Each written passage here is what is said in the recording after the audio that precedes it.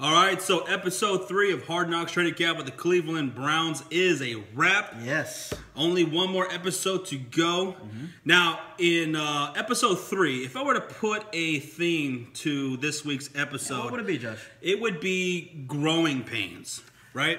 Yes. That's what I would. That's what I would Yeah. label this episode because. You know, we're going to just go right into their preseason game with the Buffalo Bills. Yeah, we'll start off with that. Right? I mean, look, we know all the talent that Cleveland has. Yeah. But the question mark is, you know, Can they put it all together? how quickly can they put all this young talent together? Yeah. And what we saw in the preseason game against the Bills was a ton of Yes. mental errors and penalties. So seriously, they pretty much we saw before that game they were getting a lot more aggressive with each other, getting feisty, and you love that, right? You love passion, but you got to have it controlled.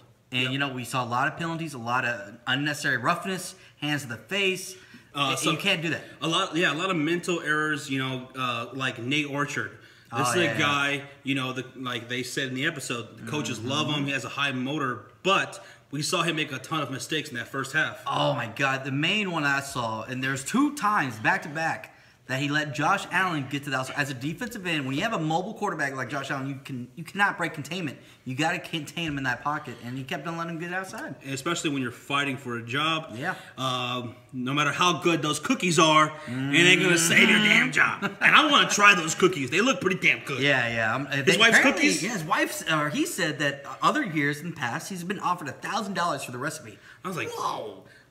That must be damn good cookies. she should open up her own shop, man. She might be the breadwinner. Who knows? If he can't make those damn sacks, let's go. Maybe. But he looked a little bit better in the second half Second of that half, he game, so cleaned we'll it give him up. that. Yeah. But also, you know, Jarvis Landry, you know, he had that one big penalty in that game. He had the offensive pass interference. You know, you cannot block before the pass is thrown on a quick screen pass. The fan favorite of Hard Knocks, Juice or Cajuice, Kajus, or however you say he it. had a penalty on what would have been a touchdown, right? Yeah, it was the offensive pass interference. Same thing. Yeah.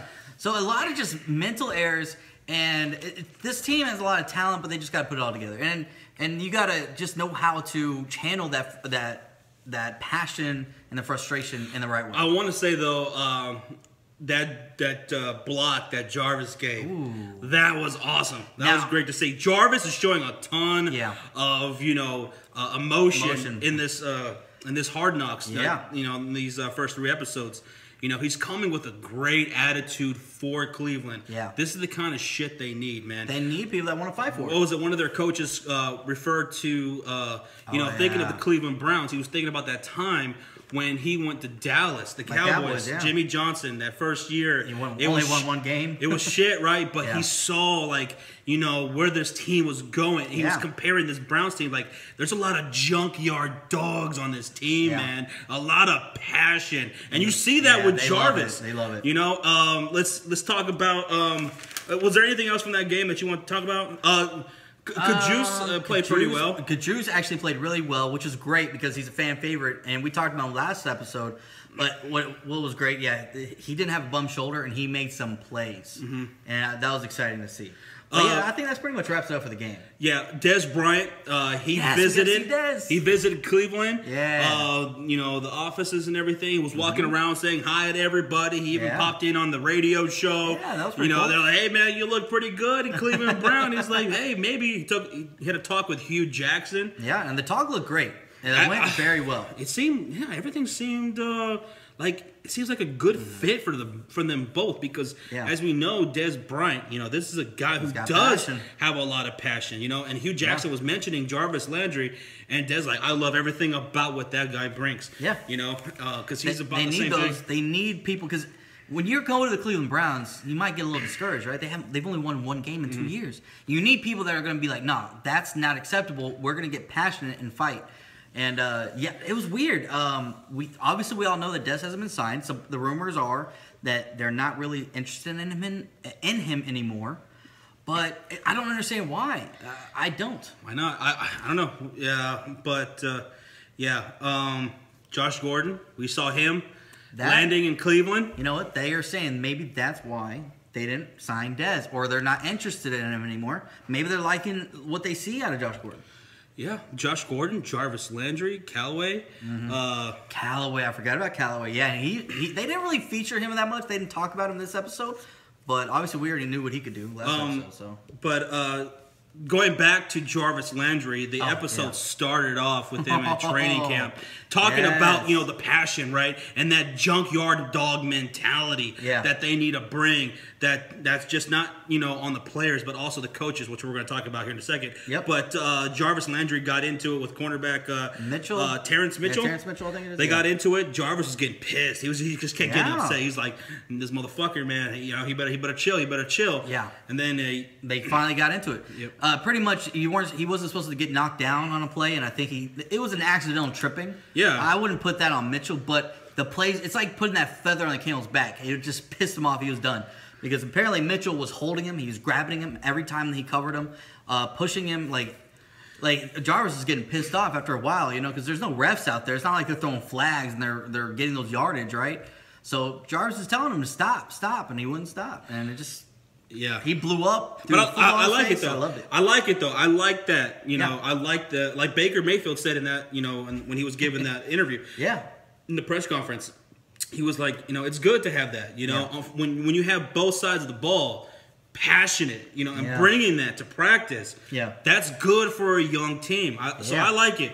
I also want to talk about Tyrod Taylor. Well, Tyrod Taylor. Is it Tyrod or is it T-Rod? No, T-Rod? Tyrod. Apparently, Tyrod. It's Tyrod, right? Yeah, it's Tyrod.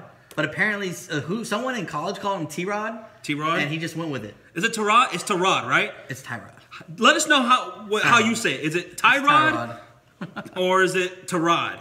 I'm gonna keep saying Tyrod. Who he said that called him T-Rod? Was it like Lee Corso? I don't know. Or one of those college guys? It's crazy. Called him T-Rod. And ever since then, everybody's kept on calling him that for some reason, and he just was like, fuck it, all right. I'm going to keep calling him Tyrod because even if I tried, it's just not going to happen. That just sounds weird. It's like 8 years now. I've been calling him Tyrod. It's Tyrod.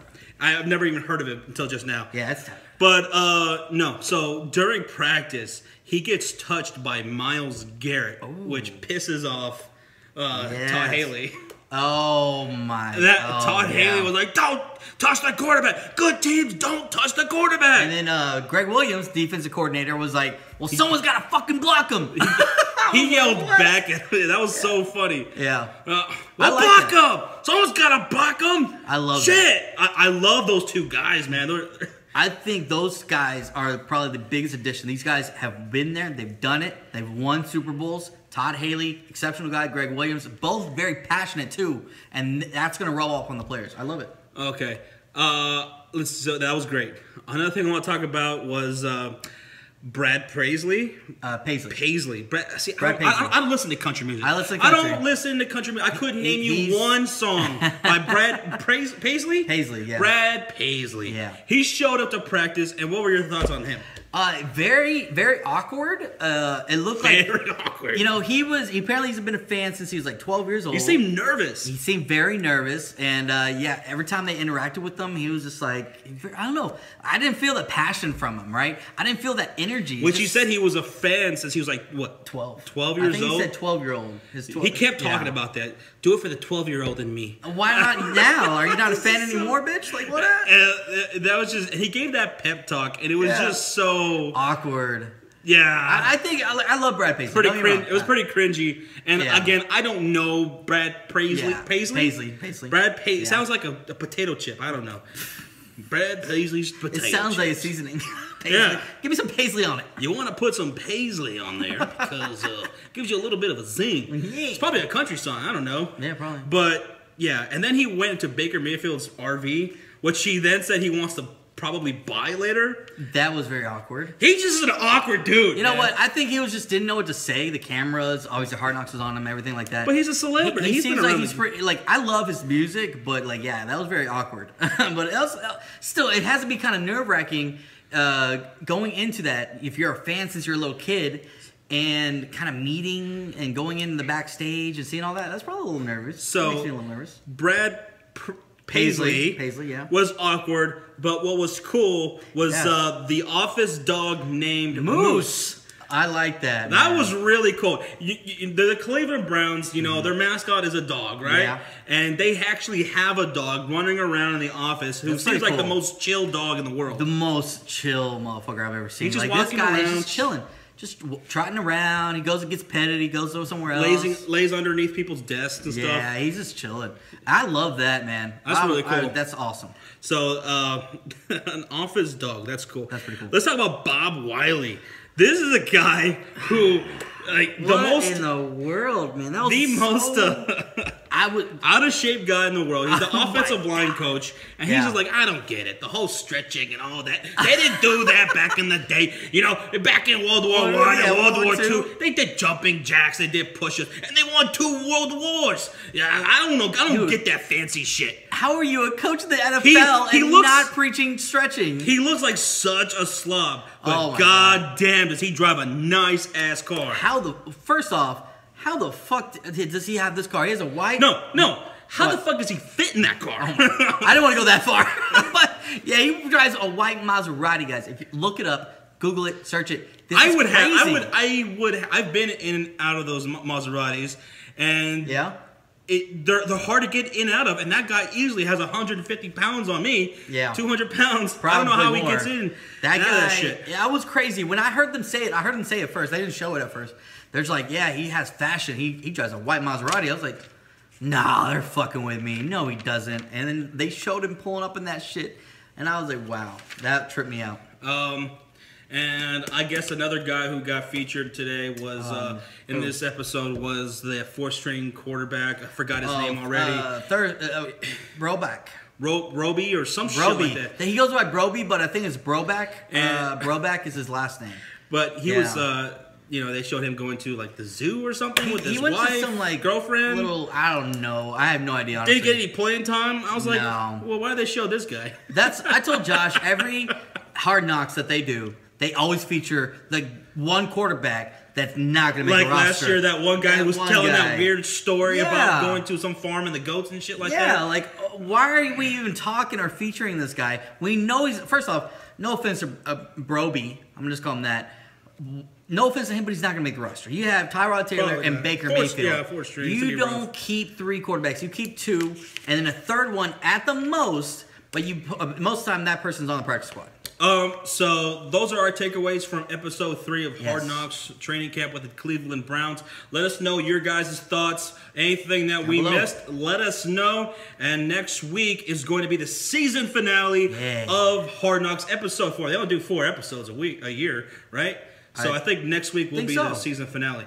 I think so, yeah. So, all right, guys, we'll see you next week for episode 4. Be sure to hit that like, comment, and subscribe if you haven't already. Bye-bye.